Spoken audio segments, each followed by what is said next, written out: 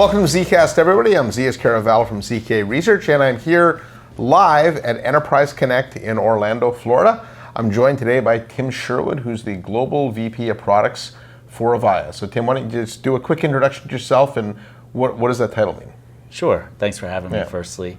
Just looking forward to having a good chat with you today. Looking forward to the rest of the show at Enterprise Connect, seeing what interesting innovations out there and talking with partners and customers ourselves. I joined Avaya about 3 years ago.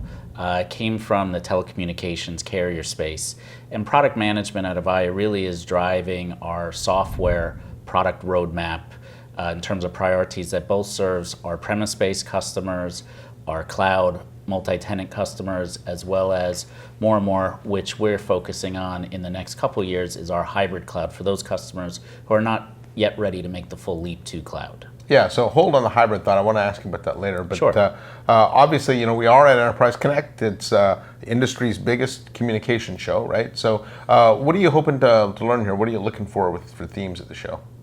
Well, we're really focused around customer experience and total experience as it relates with employees collaborating better to serve their customers, their end users. So really looking to see what's next, what's coming. Obviously, the last couple months, everything's been a rage around generative AI and some other things, but really want to see what are some capabilities that we should be factoring into our roadmap, what are customers looking for, what are different types of partners that we can ultimately add into our platform to meet what our customers are looking for. Yeah, it's amazing how fast the generative AI wave came, right? I know, it's unbelievable. Now, from an Avaya perspective, I know you recently had your plan confirmed, and so what does that mean from a product roadmap perspective? What do customers have to look forward to?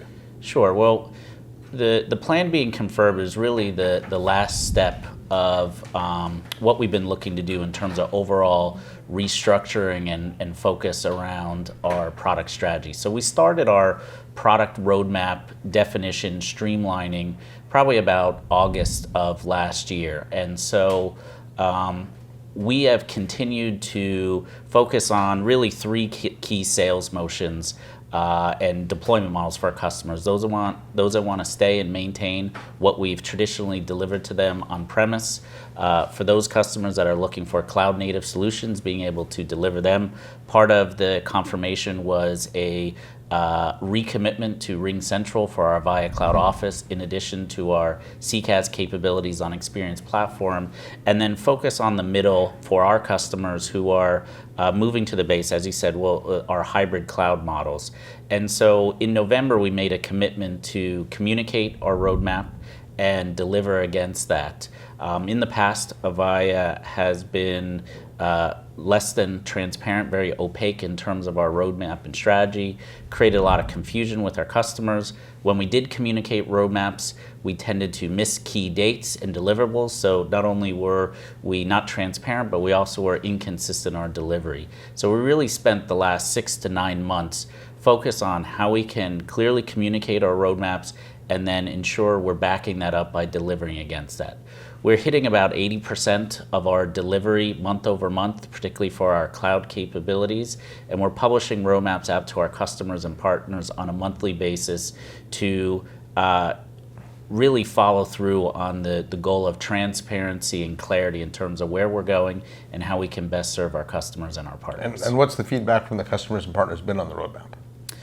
There have been a lot of positivity in terms of the hybrid cloud, which we can talk about some more. But they also have appreciated the clarity. The clarity, yeah. There was a lot of confusion. We had multiple overlapping products for different types of customer segments and sizes, but ultimately did the same functionality. And so I think both our customers as well as our channel partners really appreciate the clarity around what are we trying to do, what is our North Star, which is really our experience platform, and more importantly, how we are meeting customers where they're at and supporting them in their cloud migration at the pace at which they want to do. Yeah, and it's interesting. I know Avaya for years, and I think you still do use the tagline, experiences that matter, and that I think that ties nicely into the experience theme you talked about. But I've, since Alan Mazurek's become your CEO, he's also been talking a lot about innovation without disruption. And I think in a lot of cases, innovation brings disruption. So what exactly does innovation without disruption mean? and how does that benefit your customers? Yeah. Yeah.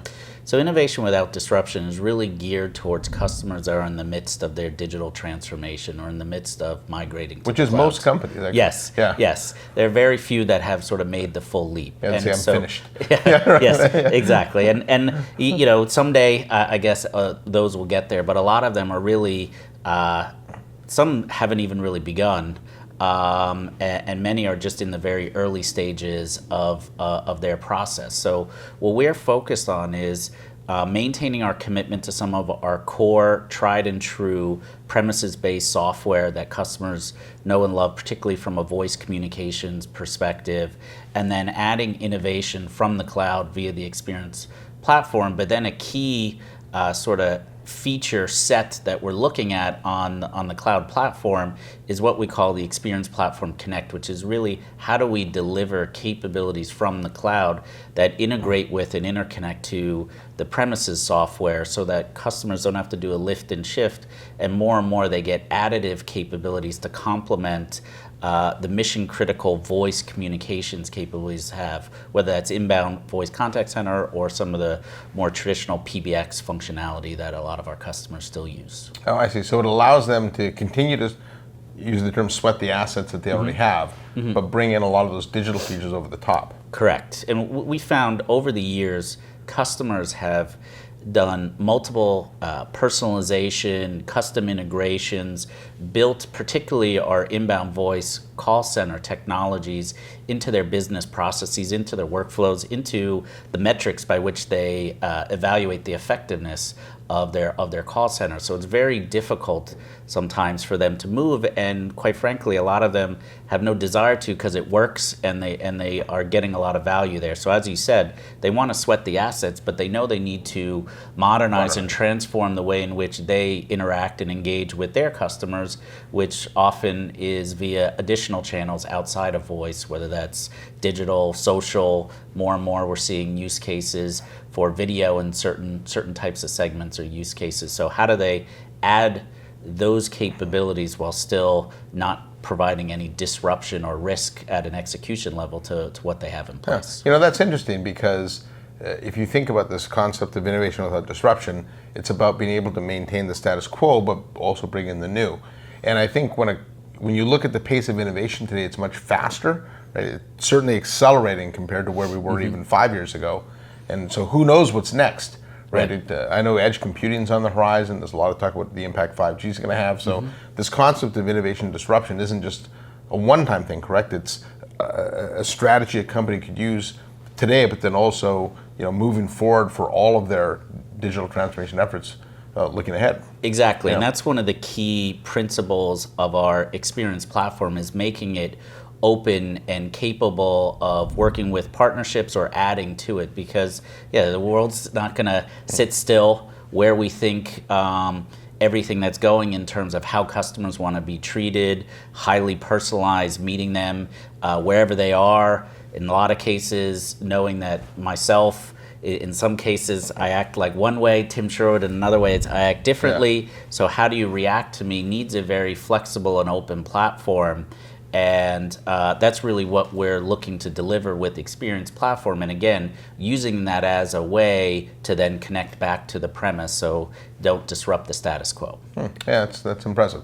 So another theme, well, one of the big themes here is obviously cloud, right? In fact, all we've heard about in communications for the last decade or so is cloud, everything moved to the cloud.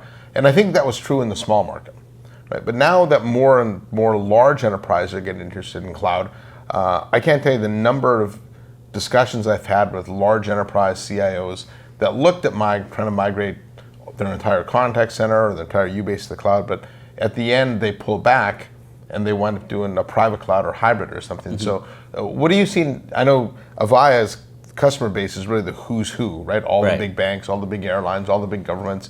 What are you seeing in that base? What are their thoughts right now when it comes to cloud? When you look at our customers in entirety, they are looking at more of a managed migration at different pace. But the interesting thing is when you start to look at different use cases, you may see certain departments, certain use cases moving quickly, and then certain staying the same. So there may be something different for a financial services company for the inbound calls from their end customers on billing questions that may be different than their IT help desk or different than their outreach. So when you look at it in its entirety, the migration may be slow because different departments, different use cases will move, but ultimately they want to have, and they've expressed very clearly to us, they want to have a common experience, a common set of capabilities, whether that's how they administer and manage. For the different types of agents that they have, a common interface, common analytics, being able to pull all the data together. So while they want to move at different pace, different capabilities, there's also this consistency or this sort of managed wrapper that we're looking at providing not only through the platform itself, but also with our professional services team and different types of consulting and preparation work to start the journey, and then different types of design and execution and migration support as they go through it on their path to cloud. Yeah. So it's a good way to think about this. Then you can have multiple different cloud models, private, public, hybrid, whatever, but still one experience.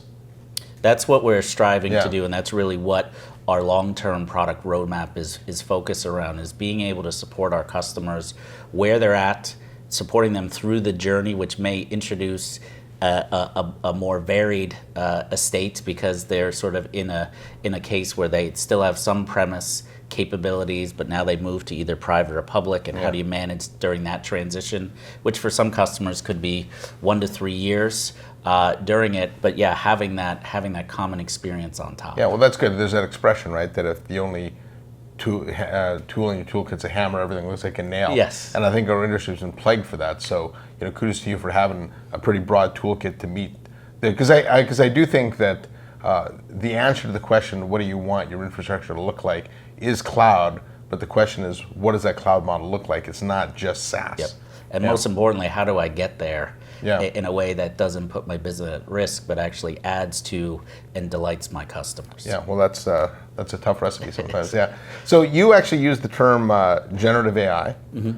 That's a big topic here at Enterprise Connect 2023. It was nowhere in 22. So it's fascinating to see how fast this came in.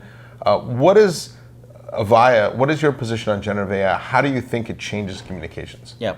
So we just started to do some more incubation, sort of art of the possible tests with generative AI and turning it into more of a conversation type of model, because we see some very interesting use cases, right? The evolution of customer self-service, sort of the evolution of chat and conversational bots, but really that's just one area where we see AI is being critical to overall customer experience. We're looking at AI across behavior analysis, both for the end user as well as the agents, for better learning, better coaching of the contact experience center workforce.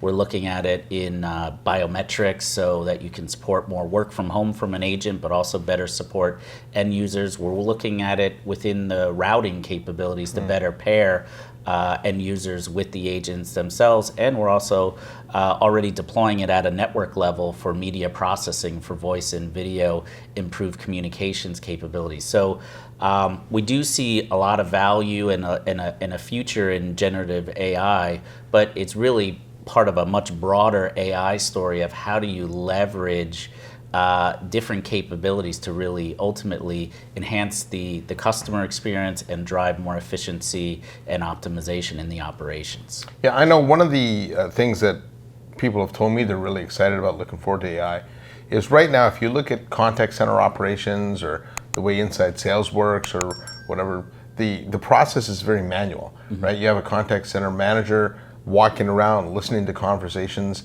but they can only listen to a subset of them, right? And they have to listen for audible cues, and it's impossible for them to hear every conversation at every moment of time, but the AI can, right? So this should help the supervisors actually focus much better on who needs training, how to take corrective action, where the problems occur, because now your AI engine can listen to every call, correct? Right. Yeah. And that in and of itself, it says, oh my gosh, that's a lot of data that I now need to parse and think about how do I want to use it. So great example that you provided is around the agent coaching, but there could be other cases where the AI needs to listen for sentiment or anger or future coaching of the agents, where maybe wasn't something that a supervisor need to step in at the moment, but as they look to improve the workforce over time, they look for different things. So there's quite a bit of use cases that you can do just from recording and analyzing and having, as you said, the AI listen to conversations. But then that requires a tool set and probably some practices that customers are going to have to look for, our enterprise customers, and how do I best leverage the data to get the most out of whatever my specific business objectives are. So that's on the contact center. What about on the UC side? How is AI being used there? So we're looking at it very much as a virtual assistant, a way to record meetings, ultimately do transcription, and again, I think it's a lot now of capturing more of the traditional tasks of meeting minutes and notes, and not the obvious benefit of being able to go back and listen to it and play it forward. I think where we've not yet made the leap in what we're looking at is how do you turn that into not just capturing data, maybe synthesizing, but actually turning it into taking action going forward. Actionable insights. Yeah. So the actionable part is something that's still a little bit further down on our roadmap. Yeah, I've described that as, if you're a highfalutin executive like yourself, you probably have a personal assistant that follows you around and whispers in your ear and tells you things, but not everybody has that. Right. Correct? So an AI could actually act as that person to be able to prep you better for meetings, help you understand, even at a very basic level, if you and I are meeting, maybe I could ask, what are the last 5 things Tim Sherwood and I talked about, right? Yeah. And be able to prep me that way. So that's pretty exciting stuff. Yeah, and I think, one of for me, the very interesting one on a personal level, my wife is from the Philippines, so we're sort of a mixed culture family. So the automated translation, so being able to communicate much more clearly in your respective native languages with one another. I mean, obviously, still some work to do, but just being able to bridge all different types of communication gaps is going to be quite interesting in the near future. All right, Tim. Well, just one more last question for you. So put your vision hat on here a little bit. If AI progresses the way you think it's going to be, what does the workplace of the future look like? How is AI going to interact with us in the workplace? Yeah, it's a great question, and one that is very exciting, I think, because it has the opportunity, as we continue to tune and refine it, to gather, collect, and consolidate data and improve the starting point of the information we have and just make our actionable insights that much more clearly. So you think about a lot of what takes up, certainly like my day-to-day activities, are still quite a bit of meetings, discussions, decisions. There are times, surely, when I would have liked to have been better prepared to make a decision, to review, but just the priority list gets full, and you can only do so much. So having better preparation, having better inputs, tuning that, and then being able to turn that into actionable insights, as well as improving the collaboration. Right? It's amazing when you come here. And you haven't seen some colleagues for a while, or you only know people from their face in the screen, just being able to have the face-to-face interaction. So where will augmented reality, virtual reality come into play with AI as well to make it feel much more closely, even if we are remote and not together? And I think both of those things really have some very interesting opportunities in the workplace of the future for greater collaboration, faster decision making, greater focus on output and productivity and achieving outcomes, and then on the customer experience side, really bringing that greater closeness and personalization that each end customer wants to feel. They want the brand to know them. They want their brand to appreciate them, to empathize with them. So being able to expedite a lot of the information gathering, consolidation, synthesis of the data together to get to the point where me as an individual customer feels like the brand knows me, empathizes with me. I think AI is going to play a critical role. I do think augmented virtual reality will fit in there as well as a subset to really bring that closeness together, even when we can't be physically together. Yeah, I think one of the interesting things to think about too is right now when it comes to conversations, we do the conversation pretty well, and AI does play a role into agent assist or even being able to do virtual backgrounds or noise block removal. So while we're in the conversation, AI is working and it's making that experience better. Where we haven't really looked at, and I think this is what you're talking about, is the pre and post conversation experience. Right. Who's updating the CRM records? Who's putting documentation in place? Who's putting meeting minutes in place and sending them out beforehand? Nobody likes doing that stuff. Right. So when you think about the impact to the worker, I know a lot of people are worried that AI is going to take their job, but frankly, I look at it as something that's going to offload all the stuff that nobody wants to do anyways. Right. Yeah. Right. So I do think that's pretty exciting. So yeah, it's you know, I probably say it every 10 years or so, but I think more and more it's very exciting times, and you know, we're just looking forward to continuing to deliver on what we're doing to help our customers, help our partners achieve. Hopefully, just you know. Hopefully it's not 10 years away, hopefully it's 5 years away, but however long it takes us to get there, we're really excited about the outlook of where the communications and the experience experience industry is going. all right, Tim, well, thank you for that update. Yeah, Thanks for sharing a little bit of the vision as well. On behalf of Tim, I'm Z.S. Caraval from CK Research.